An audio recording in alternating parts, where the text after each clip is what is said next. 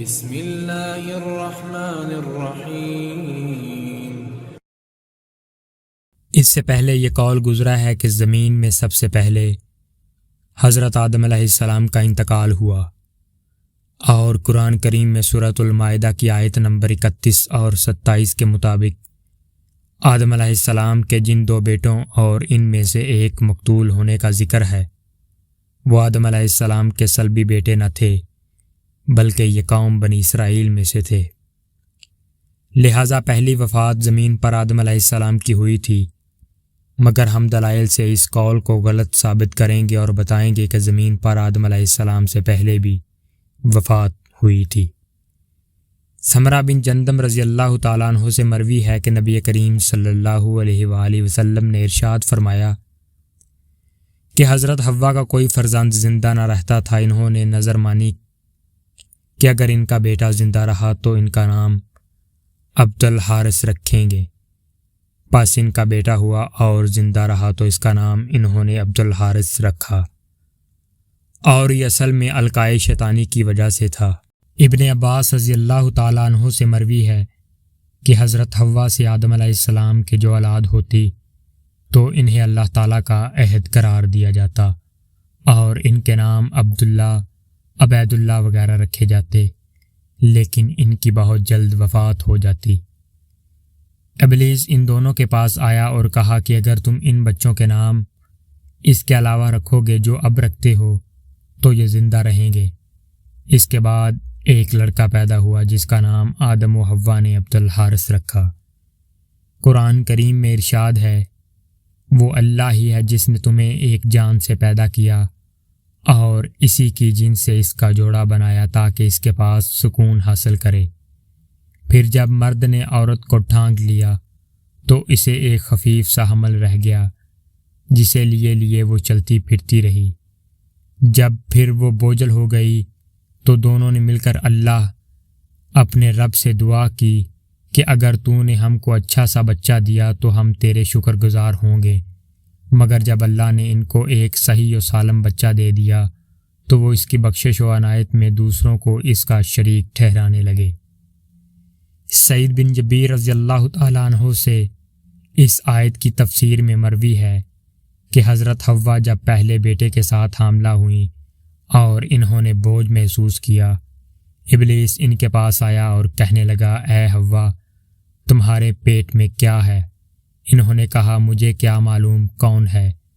اس نے پوچھا، یہ کہاں سے نکلے گا، ناک سے یا کان سے؟ انہوں نے کہا، میں نہیں جانتی۔ ابلیس نے کہا، اگر یہ صحیح سلامت نکل آیا تو کیا میری بات مانو گی اور جو میں کہوں گا اس پر عمل کرو گی؟ حوا نے حامی بھر لی۔ ابلیس نے کہا، اس کا نام عبد الحارث رکھنا۔ ابلیس لائن کا اصل نام حارث تھا۔ حوا نے کہا، ٹھیک ہے۔ اس کے بعد انہوں نے حضرت آدم علیہ السلام سے اس کا تذکرہ کیا کہ میرے خواب میں کوئی آیا اور اس نے اس طرح کی باتیں کہیں۔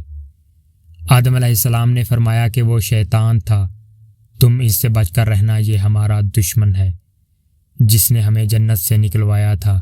پھر حضرت حوا کے پاس شیطان دوبارہ آیا اور اس نے اسی بات کا اعادہ کیا۔ حضرت حوا نے حامی بھر لی، لہٰذا جب واضح حمل ہو گیا اور اللہ تعالیٰ نے سلامتی کے ساتھ بچے کو پیٹ سے نکال دیا تو حضرت حوا نے وعدہ کے مطابق بچے کا نام عبد الحارث رکھ دیا۔ سورۃ الاعراف کی آیت نمبر 89 اور 90 میں اسی کا ذکر ہے۔ سعید بن جبیر رضی اللہ تعالیٰ عنہ سے ایک اور روایت میں مروی ہے کہ ان سے پوچھا گیا کہ کیا آدم علیہ السلام نے شرک کیا تھا؟ فرمایا کہ میں اللہ تعالیٰ کی پناہ چاہتا ہوں اس بات سے کہ میں نے اس کے متعلق شرک کا دعویٰ کروں۔ البتہ حوا نے جب حمل کا بوجھ محسوس کیا تو ان کے پاس ابلیس آیا اور کہا کہ یہ کہاں سے نکلے گا، تمہاری آنکھ، ناک یا منہ سے؟ شیطان نے انہیں بہت مایوسی میں مبتلا کر دیا اور کہا کہ اگر یہ صحیح سلامت نکل آئے تو کیا تم میری بات مانو گی؟ ابن فضیل کی روایت میں یہ بھی اضافہ ہے کہ شیطان نے کہا کہ اگر وہ صحیح سلامت نکل آئے اور تمہیں کسی قسم کا نقصان نہ پہنچے اور نہ ہی تمہاری موت کا باعث بنے تو کیا تم میری بات مانو گی؟ انہوں نے کہا کہ ہاں۔ ابلیس نے کہا کہ اس کا نام عبد الحارث رکھنا، پس حوا نے ایسا ہی کیا اور یہ ان کا شرک فی الاسم تھا۔ اور صدی رحمۃ اللہ علیہ سے مروی ہے کہ حضرت حوا کے ایک بیٹا ہوا، ان کے پاس شیطان آیا اور کہا کہ اس کا نام عبدی رکھو ورنہ میں اس کو قتل کر دوں گا۔ آدم علیہ السلام نے کہا میں نے تمہاری بات مانی تھی، جس کے نتیجہ میں مجھے جنت سے بے دخل کر دیا گیا۔ بحث و تکرار کے باوجود آدم علیہ السلام نے شیطان کی بات ماننے سے انکار کر دیا اور بچہ کا نام عبد الرحمن رکھا۔ پس ابلیس لعین نے اس بچے کو قابو کر کے قتل کر دیا۔ پھر جب دوسرا بچہ پیدا ہوا تو شیطان نے پھر اپنا مطالبہ دہرایا، مگر آدم علیہ السلام نے اس مرتبہ بھی شیطان مردود کی بات ماننے سے انکار کر دیا اور نومولود کا نام صالح رکھا۔ شیطان نے اس بچے کو بھی قتل کر دیا۔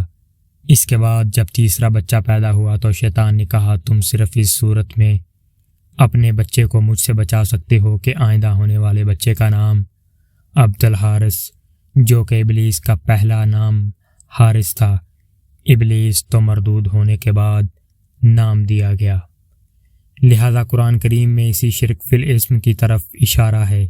یہ تمام روایات اس پر دلالت کرتی ہیں کہ آدم و حوا کی بعض اولاد کی وفات ان سے پہلے ہو چکی تھی، اور اس باب میں اس کے علاوہ بھی متعدد روایات حسن کی تردید کر رہی ہیں، جس میں کہا گیا ہے کہ زمین پر سب سے پہلی وفات آدم علیہ السلام کی ہوئی تھی۔